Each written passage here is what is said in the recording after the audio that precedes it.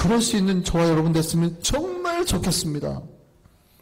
예, 바울은 그렇게 살았어요.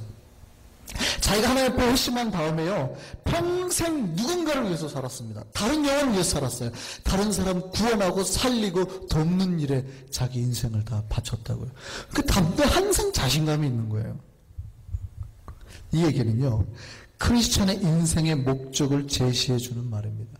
크리스찬은 이제 나를 위해서 사는 것이 아니라 다른 사람의 영혼과 삶을 위해서, 특별히 만약에 고통 속이나 절망 속에 있는 사람은 그들을 건져내주기 위한 인생으로 사는 사람들이 크리스찬이라는 겁니다. 그래서 크리스찬에는 이게 전제로 깔려있다는 얘기예요. 누군가를 위해서 살아야 된다는 것이 전제로 깔려있다는 얘기입니다.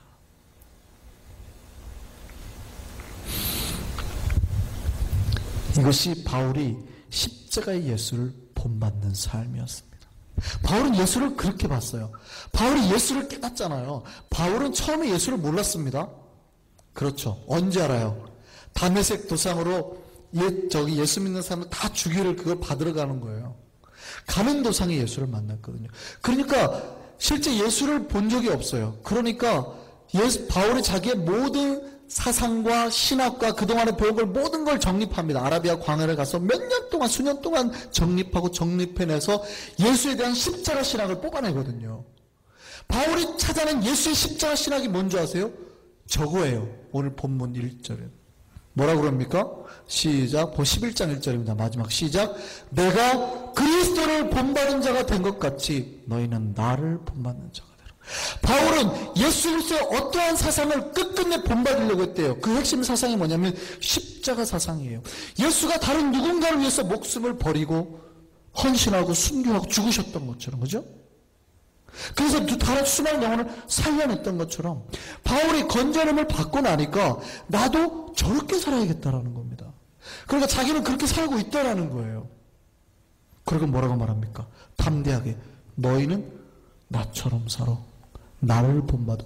그 얘기는 뭐예요? 십자가 그대로 살란 얘기예요. 왜냐면 내가 십자가의 그대로 모습대로 사니까 너희도 십자가의 의미대로 목적대로 삶을 살아라는 겁니다. 크리스찬에 많은 목적이 있습니다. 우리가 수많은 다양한 직업군도 있고 일꾼도 있습니다. 그런데 우리가 모두 다 한 목적을 가지고 살아야 된다는 겁니다. 예수의 제자가 되어서 다른 죽어가는 인생 구원하자라는 말입니다. 바울은 지금 그 얘기하고 있습니다. 그래서 우리가 구원받은 자로서의 우리 인생의 목적이 수정되어야 된다는 겁니다. 저는 여러분들이 정말 구원의 표준이 될 만한, 모범이 될 만한 인생을 살았으면 좋겠습니다. 그러니까 다양하다고 그랬잖아요. 선생님도 계실 거 아니에요. 선생님 되시면 좋겠어요. 근데 어떤 선생님이요? 누군가가 바라보고 그의 인생을 변화시킬 만한 선생님이에요. 그들의 다른 영혼을 구원시킬 만한 영향력이 있는 선생님이 되셨으면 좋겠다라는 겁니다. 어떤 사업가가 있으세요? 그냥 돈 잘 버는 사업가 아니라고요. 절대 기독교가 바라는 사업가는요, 돈만 잘 버는 사업가가 아니에요. 절대 구원에 합당하지 않아요. 십자가에 합당하지 않아요. 아무리 헌금을 많이 하셔도 절대 십자가에 합당하지 않아요. 어떤 사업가냐면요, 그것을 통해서 주변 만나는 사람이나 자기 관계에 있는 모든 사람, 주변 사람들에게 좋은 영향력을 주는 사업가입니다. 구원의 역할을 하는 사업가입니다. 고통 속에 있는 사람 찾아가서 그들을 회심시키는 사업가입니다. 수많은 돈을 가지고 번 돈으로 죽어가는 영혼들 건지는 데 쓰는 사업가인 겁니다. 무슨 말씀인지 아시겠어요? 청소를 하더라도요, 우리가 청소 환경 미화원에 대해서 하더라도 똑같습니다. 직업의 귀천이 어디 있습니까? 어떤 일을 하더라도 어떤 사람이요? 하나님의 구원의 역사에 쓰임받는, 나를 통해서 수많은 영광이 일어날 거를 고대하고 일하는 사람입니다.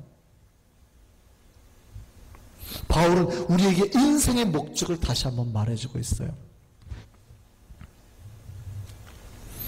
사람의 인생에는요, 두 부류의 인생이 있습니다. 하나는 자신의 유익만을 구하는 인생이고요, 다른 하나는 다른 많은 사람의 유익을 구하는 인생입니다. 사실은 앞에 자기의 유익만을 구하는 사람을 뭐라 그래요? 크리스천이 아니고 하나님의 교회에 거치는 자라 그래요. 걸림돌이 된 자라 그래요. 크리스천이라는 말 속에는 당연히 뭐예요? 수많은 사람들의 유익을 위해서 사는 자라는 뜻이 내포되어 있다고요. 저는 이 다른 누군가를 위해서 그들을 구원해서 막 헌신하는 그분들의 인생을 보면 가슴이 뜨거워집니다. 저는 이것이 크리스천의 삶이라고 생각하거든요. 그래서 크리스천의 삶은 언제나 내 목숨이나 내 그 관심, 내가 가지고 싶은 여러 가지 욕망보다 다른 사람의 목숨, 관심, 그것에 더 관심이 많은 사람입니다. 제가 영화를 참 잘 보는데요. 미국 오니까 극장 갈 기회가 없어요. 한국에서는 제가 어떻게 해서든지 좋은 영화 나온다면 자주 보거든요. 특별히 저기 뭐 문화에 대한 저희가 없으니까 영화도 자주 그런 관심이 많아요. 제가 괜찮게 본 재난 영화가 있습니다. 1997년도에요. 볼케이노라는 영화가 제작됐습니다. 어떤 내용이냐면 LA에 갑자기 화산이 터지는 거예요. 화산이 터지면 미국에 제가 잘 몰라요. 근데 미국에는 비상사태반이라는 게 있대요. OEM이라고 그래가지고. 평상시에는 그냥 시에서 이렇게 정치 행정을 하고 뭐 관리를 하지만 아주 특별한 비상사태가 되면 그 비상사태반이 전담반이 움직여서 그 팀장이 전체 시의 모든 뭐 소방관이나 이런 거 경찰 병력을 다 운영할 수 있대요. 갑자기 화산이 탁 터졌습니다. 그랬더니 그 비상대책위원장인 로크라는 사람이 이제 LA시를 지휘하기 시작합니다. 그 사람이 수많은 사람들을 살려내는 뭐 그런 영화예요. 그런데 그때 아주 특별한 장면이 하나 나옵니다. 어떤 한 장면이요. 젊은 저의 이 가슴에 큰 고동을 치게 만듭니다. 제가 그 장면을 보고 눈물을 흘립니다. 그게 어떤 장면이었냐면 용암이 넘치니까 용암이 LA 지하에 지하도로 들어가게 됩니다. LA 지하에 지하도로 들어가니까 지하철에 가고 있었잖아요. 그 사람들이 서고 소방관이 그 사실을 알리기 위해서 소방관 한 명이 내려갑니다. 근데 용암이 이제 점차 흘러 들어오니까 이분이 그 지하철 한 칸에 타고 있던 사람들을 빨리 대피를 시키는 거예요. 빨리 내보내는 거예요. 근데 그 사이에 점차 용암은 들어옵니다. 근데 그 지하철 운전하시는 분이 갑자기 공포감이 드니까 나가라고 그러는데 못 나가는 거예요. 용암이 이미 지하철 밑에까지 왔거든요. 그러니까 그 기차를 점프를 해서 이제 용암을 피해서 나가야 되니까 이 사람이 갑자기 무서우니까 계속 못 가고 주저주저 하니까 용암이 점점 더 깊이 들어오는 겁니다. 소방관이 자꾸 재촉합니다. 빨리 나가라고. 그런데도 안 나가요. 점차 용암이 너무 밀려와가지고 이제 더 이상 빠져나갈 수가 없어요. 이때 소방관이 갑자기 이런 결정을 합니다. 그 운전사를 벌쩍 들어요, 자기가. 소방관들은 힘이 좋잖아요. 번쩍 들어요. 그리고 용암 속에 자기가 그냥 뛰어내립니다. 그러니까 무릎 정도까지 용암이 오는 거예요. 점차 자기는 타들어가는 거죠. 거기서 있는 힘을 다해서 그 사람을 던져버립니다. 용암이 없는 쪽으로. 그렇게 해서 그 사람을 살려내요. 그리고 소방관은 죽습니다. 저는 그 장면을 보고요. 눈물을 펑펑 흘렸습니다. 예수를 믿는다는 사람은 저렇게 살아야 되지 않을까? 저 소방관은 반드시 크리스천이었을 것이다. 거기에는 그런 장면 하나도 안 나오죠. 근데 저는 그 사람이 절대적으로 크리스천이었다고 생각합니다. 만약에 그 사람이 장례를 치른다면요. 기독교장으로 치러져야 됩니다. 그분은 분명히 예수 믿었을 겁니다. 찬송이 나와야죠. 하늘 가는 밝은 이게 나와야 된다고요. 저는 예수 믿는 사람들이 그렇게 살았으면 좋겠습니다. 다른 누군가를 위해서 사는 인생이어야 된다는 거예요. 그것이 예수께서 십자가에 우리에게 보여주신 복음의 전부입니다. 그것이 아버지의 사랑이에요. 여러분 매일 몇 분의 사람을 만나십니까? 그분들에게 어떻게 아버지의 사랑을 전하고 계십니까?